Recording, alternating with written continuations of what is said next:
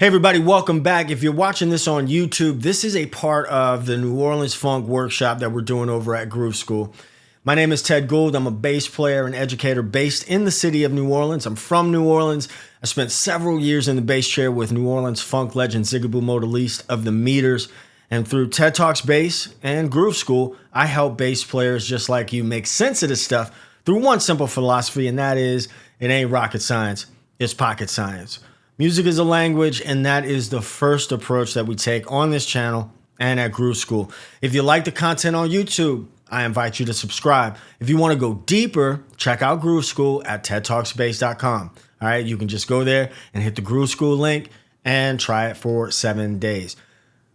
Okay, today we're going to get just a little bit academic because in order to understand funk, we got to go all the way back.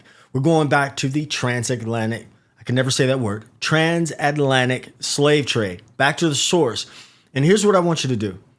Bookmark sections of this video, but watch it all the way through because there's a discussion question at the end and I want you to engage with it, okay? Engagement is one of the ways you really retain information. So with that, let's get started. Let's talk about why we are starting here. Now look, I know that you didn't come here for a history lecture. I get it. But here's the thing. You can't understand 𝗚𝗍𝒼 𝗃𝗃 or Funky Miracle or 𝗚𝗏𝗏𝗏𝗧𝗏𝗏𝗏𝗏 or 𝗚𝗏𝗏𝗏𝗏 if you don't understand the rhythm. Every ghost note, every syncopation has a lineage, and that lineage doesn't start with the Meters or the Wild Magnolias or the Wild Chapatulas or the Neville's. It doesn't even start with New Orleans. It starts on the other side of the ocean. It starts with rhythm. All right, now stay with me because this isn't a detour from playing bass. I'm not going to play bass in this video. This is a foundation. All right, so that's why we're starting here. Between the 1500s and the 1800s, millions of West and Central Africans are forced into slavery. And when we talk about that history, of course, we talk about great loss.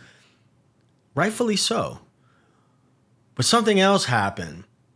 And we're going to keep it in the realm of music, but people carried knowledge with them that nobody could take away.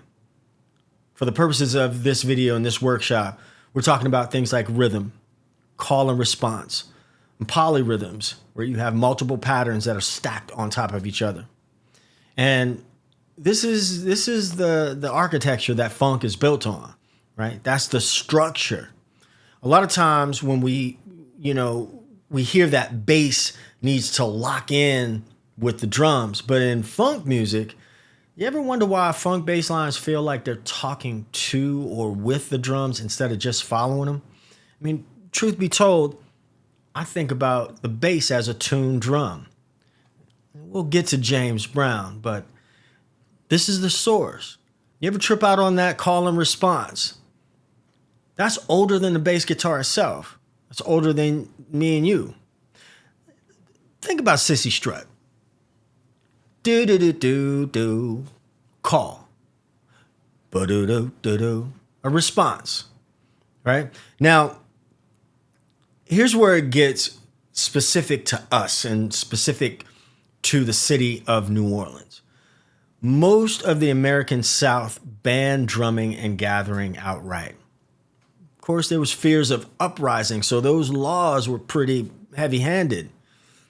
I mean, everything was heavy-handed. Most places, the rhythmic tradition only survived in fragments, and sometimes it was lost completely. But New Orleans was different. Not free, but it was different. So in 1724, Louisiana's Code Noir, the French colonial law that was shaped by Catholic tradition, set aside Sundays as a day of rest for enslaved people. That's not a right to gather. Nobody handed them freedom. It kind of cracked the window open a little bit.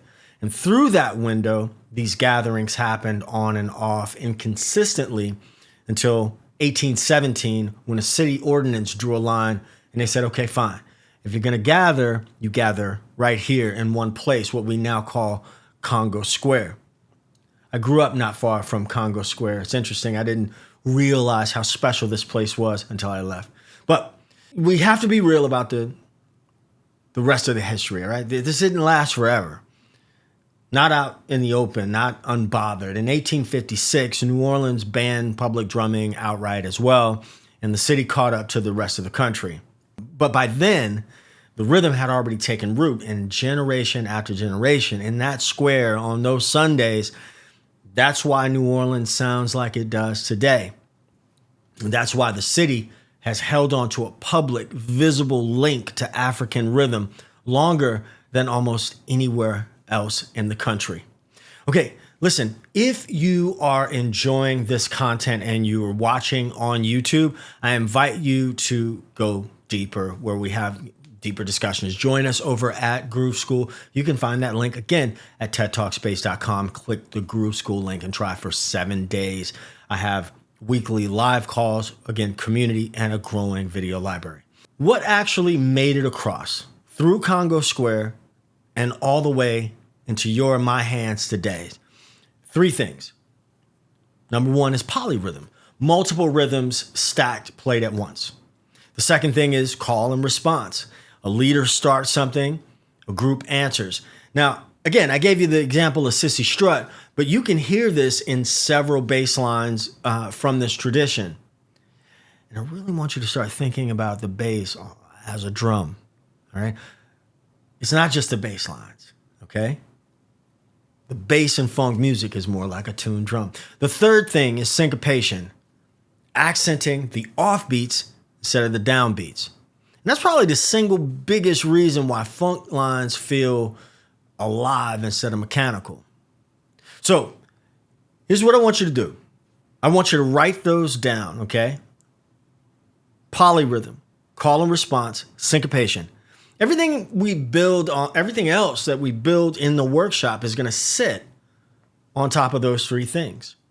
All right, from the square to the street. And it doesn't stop with Congo Square. It moves. Congo Square becomes the second line tradition.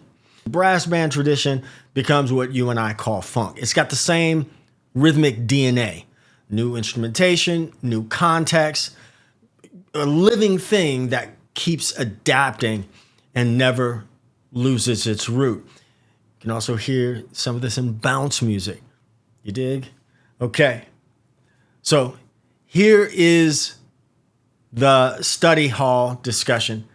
I'm going to invite you again, if you're watching on YouTube, subscribe. If you are a part of Groove School, here's the study hall discussion. Where else in music, where else in the music you already listen to do you hear call and response, even when nobody's singing? Now, since this particular video is on YouTube, drop it in the comments.